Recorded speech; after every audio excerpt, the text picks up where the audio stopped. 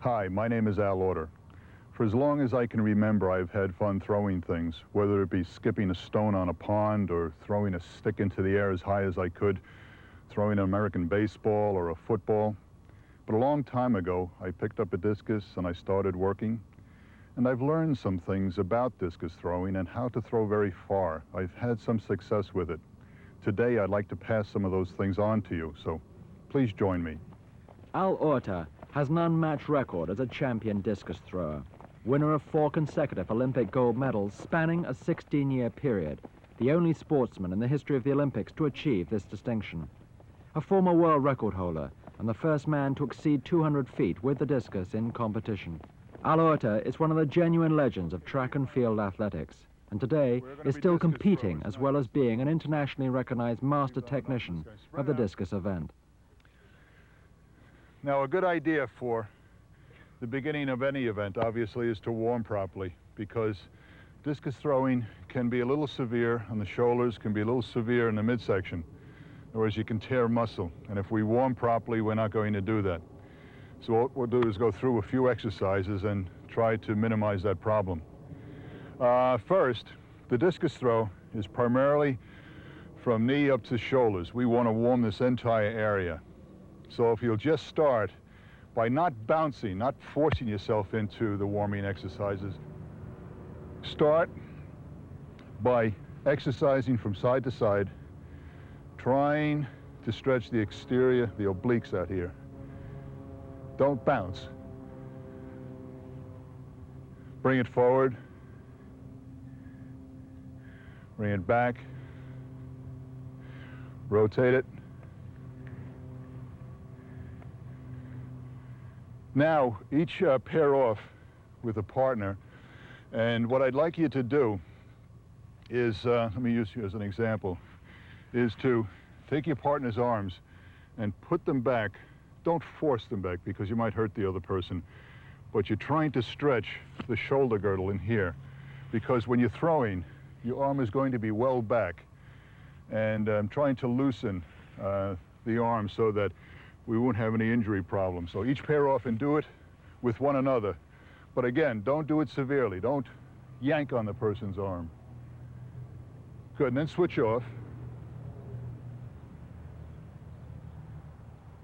Since the discus throw always has to be in balance. You're not leaning at the waist. It always has to be in balance. Do deep knee bends, but keep your back straight. Don't be doing this kind of thing. Keep your back straight and then rise. Because when you throw, you go down the same way. You don't bend like this into the throw, nor do you go back. So get a feeling of balance. Okay? If you can get the feeling of doing it with your arms out, that's even better balance. It's like ballet exercise, right? But when you're turning in the throw, everything's going to be in balance. We'll see that later. Okay, that's enough. Let's go over to the throwing area now. Let's go. Well, now that we've finished our warm-up, we'll start learning a little bit about the discus itself. First, this is the throwing area. As you can see, we're on a cement platform, but you see a cage around us here. Particularly important for people who are just starting, because every once in a while we get a little messed up in our turn and we'll let one go sideways. But it's really to protect the other people that are on the field right now. Now, these are the discs. I have 3 weights here. This is a 1 kilogram disc, weighs 2.2 pounds. It's thrown by women throughout the world. It is used also in high school events for gals in some of the more intermediate ages. This is 3 pounds 9 ounces. It's thrown in American high schools and is used as a weight for intermediate groups throughout the world. This is the senior disc, weighs 2 kilograms or 4.4 pounds. Again, used in the Olympics and all senior competitions. You get into college ranks in the United States, you begin to use this. Now, as you can see, it's a very symmetrical kind of device. It's like one dinner plate put on another dinner plate. Very, very simple. It looks aerodynamic. It's thrown such that it glides through the air this way, much like a spaceship. And the harder you can throw it, obviously, the further it's going to go. Now, what we're going to do inside this circle, the same circle for men and women, and it's usually a 1.5 turn throw. We're going to learn how to develop as much spinning power as possible. And the senior throwers can throw as far as those markers out there. The blue mark is the current Olympic record, well over 200 feet, and the one beyond it, the white, is the world record that's well beyond 200 feet. So you can see within the confines of a fairly small circle here, you can develop enough power to propel a 4.5 pound implement that far. So let's all get a discus and we'll start learning this thing. All right, come back in. Just come up a little bit closer, just so you can see. All right, the discus is held, it's not gripped. By gripped, I mean where you hold onto it, no matter what position you would hold onto it. The discus is held very lightly with the tips of the fingers, such that if you turned your hand over, the discus would fall right out. The reason for that is that you don't want to hold back on the discus as you're attempting to throw. If you hold it lightly, you're not going to impede the discus. You're not going to restrict the progress of the discus in its flight. So everybody just rested on the ends of their fingers. Now, the finger position is such. Put 2 fingers together for strength, and then spread the others. Get your thumb out as far away from your hand as possible. The reason for this is now that when the discus comes out, it kind of glides over your thumb a little bit to stabilize the flight. If you held your thumb in here, the discus would wobble out of your hand. But as you hold it out here, it glides out. So get the feeling now of just holding it as upright as possible, just on the fingertips. Yeah, let me see. Yeah, that's good. 2 fingers together. Yeah, 2 together. Good. Good. Good. You don't have to spread that far apart. Okay? Yeah, good. Hold it so you can see it like this, so you get a feeling of this. All right. Now, just get the feeling of swinging it back and forth, just so you get the feeling that it's not going to fall out. See, centrifugal force will keep the discus in. And when we get into the spin, you'll find out that you can actually get your hand over the discus without it falling out. Now, if I were to stop, it would fall out, right? It would just fall out naturally. But by keeping it going back and forth, the centrifugal force of the turn keeps the discus pressed against your fingertips, and that's all that's necessary. Another point is, if you cut the discus in half, hold just on that half or slightly in back of it. Don't try to straddle it, because if you straddle it, you're going to impede the progress of the throw again, okay? And the discus will begin to wobble. So split it in half, hold it just a little bit in back of it, okay? Now, what we'll do is we'll start with some very light throws. We'll all spread out here, and we'll start with some very light throws of just taking it and flipping it forward, trying to see if we can avoid this kind of wobbly motion. Try to get it to go out as easily as possible. So let's go over here for a second, and we'll try this. Spread out in a straight line, starting right about there. Now, I'll leave enough room between you because we're going to do some throwing. I don't want anybody to get hit here. Again, safety. And if you throw, don't get the disc until you're sure no one's throwing, okay? Stay in this line. This is good. Okay. First, remember the holding of the discus. Don't grip it, okay? Just let it rest on your fingers. Start throwing lightly just in place. Trying to get it to go up as evenly as possible without any wobble. There you go. Go straight. There you go. There you go. Good, good. That-a-way. All right. We're going to take first very basic throws. What I want you to do, instead of facing this way, as you're doing right now, just turn sideways. And what we're going to do is this. Just look at me, you folks, okay? Just take one step, and we're going to throw. Again, just holding it in with centrifugal force. We're trying to get the discus to go very, very level. Okay, like this. We'll step back, throw like that.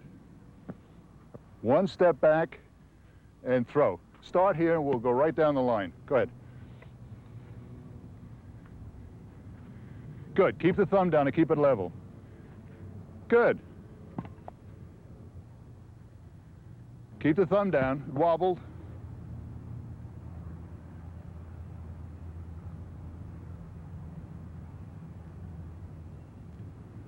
That-a-way. Good energy. Okay. That's good. All right, let's get him. Okay, now that we know a little bit about slinging a discus, I'll show you the start of the turn. Think of it as a line down the middle of the circle, just like that. That would be the line that we're going to throw on. Now, for a right-handed thrower, you straddle the line, obviously left foot, right foot. You hop right to the middle of the circle, right around in here, right foot. You plant left foot in here, somewhere around in here, and then you reverse at the front of the circle. Looks something like this. Again, very slowly. So spin back in here, and the throw is right from here. Dividing the throwing circle in half with a line drawn in the direction of the throw and marks indicating the position of the feet during rotation will help familiarize the beginner with the turning motion for the full discus throw. In a full turn, here's what we're going to do. You're going to be facing away from the direction of the throw. Bend your legs a little bit. Remember when we warmed up, we said that you're going to bend here. You're not going to bend at the waist. Bend at the knees. And here's the cadence. Here's what we want. It's going to be 1, 2, 3. Here. 1, 2, 3. It's 1, 2, 3. You're going from slow to fast. You're trying to rotate more rapidly so you can apply more pressure to the discus. And the throw is right from here. We want you to all take one turn, emphasizing the lowering of the center of gravity. Try to get the cadence, but don't throw. One reminder, when you finish throwing, come back this way. Don't walk out of the front of the circle. Walk out the back, otherwise it would be a foul. It's just a good habit to get into. Okay, here we go. Lower at the legs. All right, good. Go to the back of the line next up. Bend at the knees. Try to keep your trunk upright. Something that I've picked up from all of the world-class throwers is that they try to develop what they call a torquing thing. Now, torque means that your lower body is leading your upper body. If you can hit a position where your lower body is here, you know, all set to throw, and your upper body is still contained way back here, you're going to be able to exert a great deal of pressure on it. Now, the way they do that is when they start, they pick a focal point at about 10 o'clock. 12 o'clock is straight ahead. 10 o'clock will be right over here somewhere, right? All right. What they do, they start the swing back, look at 10 o'clock. As they come around, they see 10 o'clock again. The discus rises up into it, and if you can reach a focal point, meaning you can focus on it, right? It slows your upper body just enough so your lower body can get into position very quickly. That's exactly the torquing position that's required. So it's that view that just stops you for that instant or slows you for that instant. And then when you're on the ground, then you can really take a rip at it. Building torque is like winding the body into a spring to generate the greatest possible speed and power before the discus is released. The master throwers, like Al Orta, have perfected the technique to fully utilize the throwing circle. An excellent method of learning the correct move across the circle is to mirror and follow the step-by-step example of a qualified coach or athlete. Balanced, leg flexed a little bit, right? Start the swing back. All right, let me see it back. All right, get this elbow up a little bit. Don't hunch your shoulder, just get elbow up. Right, just like this. Okay? Twist, elbow right over your left knee. Good. And then sprint into the turn. Excellent. Okay. Start over. Don't throw. Just take a turn. Good. Now take a throw.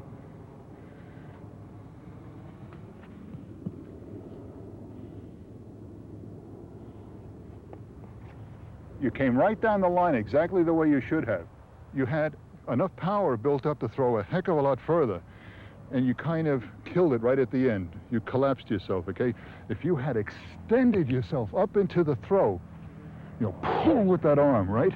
And extend with the throw, you know, get your chest up, okay? Would have gone a heck of a lot further. Okay, now I'd like to talk about a reverse, very important term in discus throwing. Remember, we were talking about reaching a throwing position and throwing. Now, some of you stopped here and you pulled away from it. The way that you want to throw is to come up, throw as high as you can with your chest out and the arm up. And the only way you're going to stop from falling out of the ring is this reverse, where you replace your left foot with your right foot for a right-handed thrower. So you throw and you reverse to come back. If you were not to reverse, you would throw and you fall out of the ring. It would be a foul. So it's this. Start back in here. This position, throw, reverse. Come back into the ring. Start back in here. And then throw, reverse. Come back into the ring. First, just go to the front and just practice from right here, as if you were throwing right from here. Throw, reverse, and then come out of the back of the ring.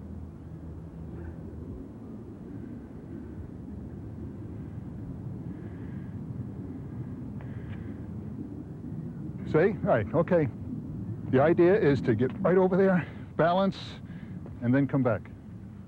Try again.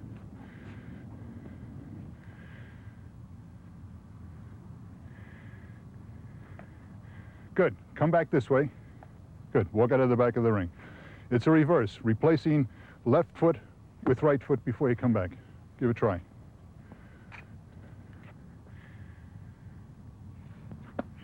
Good.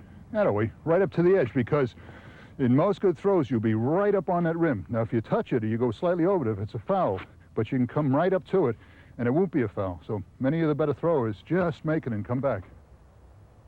The reverse becomes more important the further one learns to throw. It should be practiced frequently within the confines of the throwing circle. There are several drills or exercises which can help your discus throwing. This is one of the more difficult ones. This is the only drill or exercise where you can grip the discus, because we're going to be turning several times, and I don't want the discus flying out through the second or third turn. The way it's accomplished is this. You turn sideways to the direction you're going to turn, okay? You go 1, 2, 3, and throw. Very simple. 3 turns, that's all. Again, practicing keeping the discus out and trying to turn on a fairly straight line. So, Stefan, why don't you start and spin in this direction? 1, 2, 3. Good. Next. Good. Try to stretch it out a little bit more. Try to work with a little intensity. Good. Nice hopping. Good. Remember, that's a very, very difficult exercise, but one that you should do before you get into the ring. It gives you a sense of turning, okay, which is what the discus is about. All right, what we're going to do now is a drill or an exercise for finger control. What we're going to do is hold the discus almost upright and spin it along a line. Now, the reason we do that is that you're trying to spin the discus as you throw. When you throw it, you have to put a spin on the discus, otherwise it's going to wobble. The greater the spin, the steadier the flight.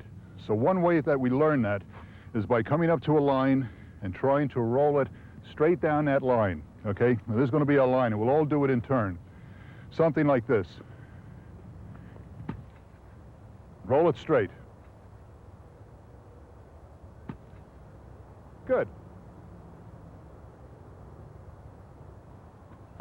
That-a-way. This is used as stretching. It emulates the discus throw itself and allows us to get the feeling of having the arm out. We'll use the edge of the cage here. You can use a tree or anything before you get into the ring to throw. Get into a throwing position, just as if you were going to throw in that direction. Put your arm up here and pull. And you're getting the feeling of pulling against the discus. Now, don't yank because you're going to be hurting a muscle. Get the sense of trying to stretch into the throw. Okay? First up.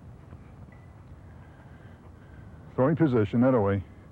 Now work so you're rotating your body. Get the feeling of the discus behind you. And when you throw, you don't forget you're going to pull this arm down and this arm's going to pull through. So you get this feeling of stretching here. Okay, good. Next. There are a number of different training exercises that are excellent for developing the throwing arm, shoulder, and thigh and trunk muscles necessary for discus. They can be practiced in a class or group situation or alone. In the early stages, if you haven't access to proper weights, then you can easily construct your own. The same thing applies to the discus itself.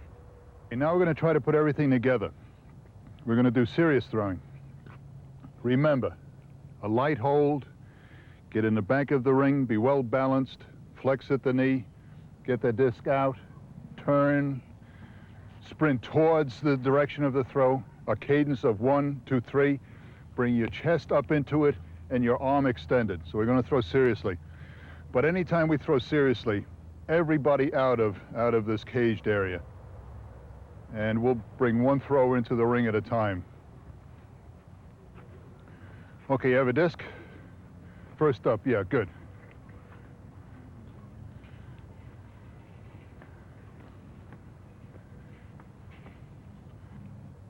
Good. Just let it go. All right.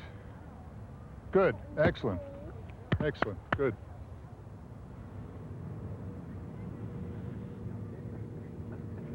Good. Good. Good. You fouled. Remember, you're supposed to walk out that way, but you already fouled. But start putting it in your head, okay, that you have to go that way.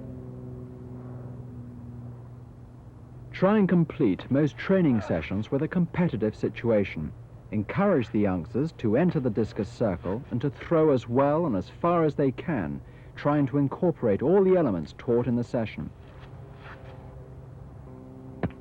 This competitive spirit will help lift the enthusiasm of the beginner from the outset of the teaching program.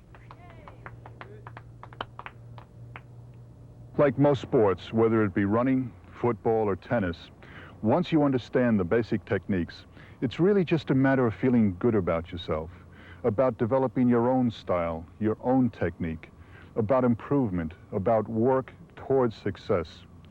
Well, practice some of the things that we've been talking about today. Remember, holding the discus. You don't grip it. You hold the discus. Remember to flex slightly at the knee as you enter the turn. Remember the cadence. The cadence is 1, 2, 3 as you go from slow to fast across the ring. Remember to keep the discus out as far away from your body as possible throughout the throw. I've been one of the fortunate people in track and field. You know, I've had great success. But who's to say that any one of you will not have that same success and the same enjoyment that I've had over the years?